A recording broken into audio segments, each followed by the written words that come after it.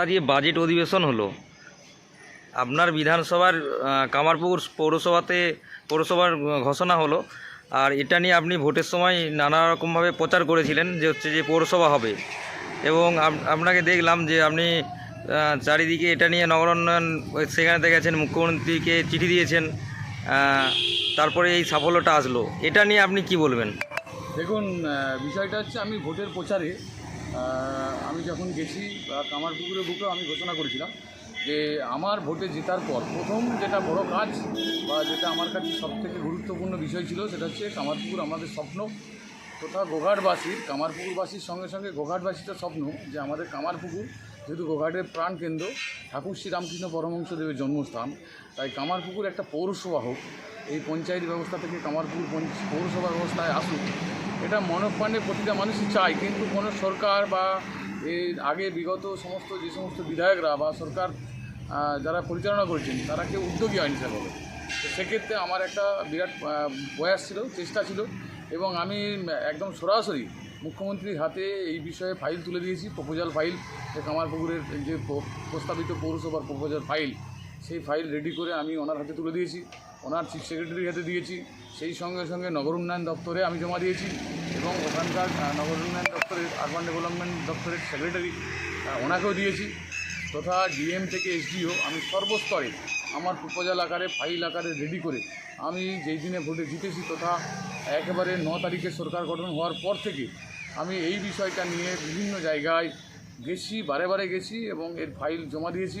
এবং আমি দাবি রেখেছিলাম যে আমার কামারপুকুরকে পৌরসভা করতেই হবে, এটা আমার স্বপ্ন, এটা আমার কামারপুকুরবাসীর স্বপ্ন, এটা আমার গোঘাটবাসীর স্বপ্ন। আজকে সেটা সফল হয়েছে। আমাদের রাজ্যের মাননীয় মুখ্যমন্ত্রী এবং অর্থমন্ত্রী আজকে উনি বাজেটে ঘোষণা করলেন যে কামারপুকুর পৌরসভা হচ্ছে। মাননীয় মুখ্যমন্ত্রীকে আমি অনেক ধন্যবাদ জানাবো যে উনি আমার ডাকে সাড়া দিয়েছেন এবং উনি আমাদের কামারপুকুরের মানুষের, গোঘাটের মানুষের আবেগকে সম্মান দিয়েছেন। সেই জন্য ওনাকে আমার বিশেষভাবে ধন্যবাদ,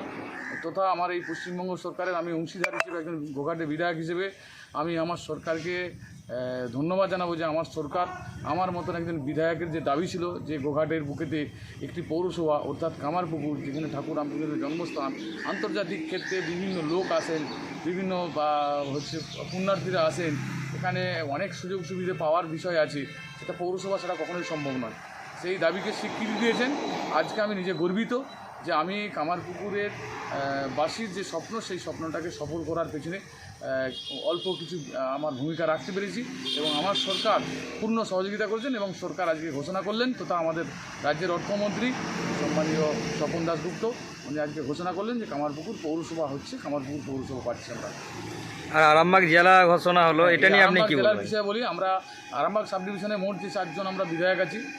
আমি গোঘাটের বিধায়ক, এ বাদেও আরামবাগের বিধায়ক আছেন, হেমন্ত ভাই আছে, হেমন্ত বাগ, বিমানদা আছেন, পুরসুরার বিধায়ক, এবং খানাকুলের বিধায়ক সুশান্ত ঘোষ। আমরা 4 জনই সম্মিলিতভাবে আমি যে প্রপোজালটা রেডি করেছিলাম টোটাল আমার গোঘাট বিধানসভার কী ডিমান্ড আছে, কী কাজ আগামী দিনে করতে চাই, আর দীর্ঘমেয়াদী যে সমস্ত কাজগুলো আছে কামারপুকুর পৌরসভা ছাড়াও আমার বিভিন্ন রাস্তাঘাট থেকে আরম্ভ করে অডিটোরিয়াম, বিভিন্ন যে আমার ছিল হসপিটাল, এর নতুনত্ব যে বিষয়গুলো আছে প্রপোজাল হিসেবে আমি এগুলো দিয়েছি। তার সাথে সাথে আমি আরামবাগ যাতে সাংগঠনিক যে আমাদের জেলা আছে বা আরামবাগ যে সাব ডিভিশন আছে, এইখানে আমরা যাতে প্রশাসনিক জেলা পাই আরামবাগ, এটা দীর্ঘদিনের আবেগ আরামবাগবাসী,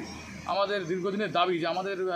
গোঘাটে আমি যে জায়গায় আমার বিধানসভা এখান থেকে প্রায় 100 কিলোমিটারের বেশি হচ্ছে আমাদের সদর শহর তথা চুঁচুড়া যেতে হয়, সেক্ষেত্রে আরামবাগ হলে ভালো হয়। এই দাবিটা আমরা কিন্তু সম্মিলিতভাবে আমরা আরামবাগ সাব ডিভিশনের 4 জন বিধায়কই সবাই কিন্তু যে যার প্রপোজালে